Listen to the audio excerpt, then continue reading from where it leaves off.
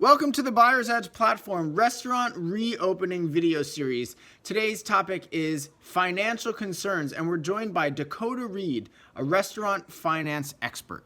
Just for those who may not be familiar, can you give a quick breakdown between the two different types of loans that you've discussed, and a couple, two or three big differences between them, and just so operators understand exactly what the options are?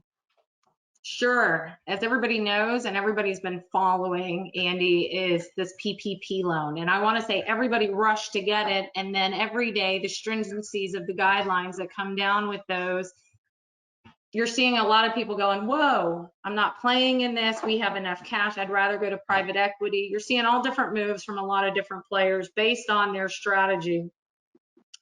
The PPP loan is really useful for restaurants that understand it. My recommendation would be to separate that money, put it in a totally separate account. So when you get that money, you fund your payroll, you fund your incidentals out of it, and whatever's left at it, you can actually have audited easily for the IRS. They don't go through your operating account or your business accounts to audit that, because it is going to get stringent. So my recommendation would be to separate those kind of things as much as possible, make it as simplistic from a financial standpoint to open up those separate accounts to track these areas. This way you can make a good decision at the end of your 8 weeks, because really you have 8 weeks from the time that money drops into your account to spend it. Do I think those guidelines are going to ease up and become a little different for the restaurant industry? I do. I think there's a lot of people lobbying right now and saying, hey, these look back periods aren't working. How do we ever comply?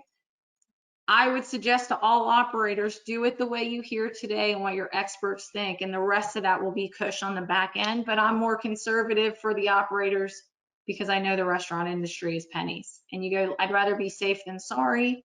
And I think it would put them in a better position at the end of this to go, we're still only at 25%. I'm going to use this money. There could be another set of funding. All of us are guesstimating, but to get to that end point and still have cash flow makes a lot of sense. Okay, so that's the PPP loan. The employee retention credit, it's a credit. It is not a loan, which is really kind of fascinating. Basically, it says if the government shuts down your business for any length of time, hence where we're at today, you can get up to $5,000 for every $10,000, maximum $10,000 in annual salaries. So with servers and bussers, if they hit 9 or 10 grand, if they hit that 10 grand, you get a full $5,000 credit, which you can take quarterly through your payroll taxes. So you don't have to pay your payroll taxes for that instant cash infusion. And then at the end of the year, what they're going to do is they're going to do a true up. And if they owe you money, they're going to directly deposit that money into your account. So either A, you can wait to the end of the year, you can do it quarterly, and it's guaranteed, and there's no forgiveness. There's not, hey, we're going to get scrutinized. Hey, there's going to be an audit. It's simply going to go off your 941 tax returns and create that. The only caveat with that is you still have to be an employee retention. To get the maximum in your employee retention credit, you still have to carry the same amount of FTEs.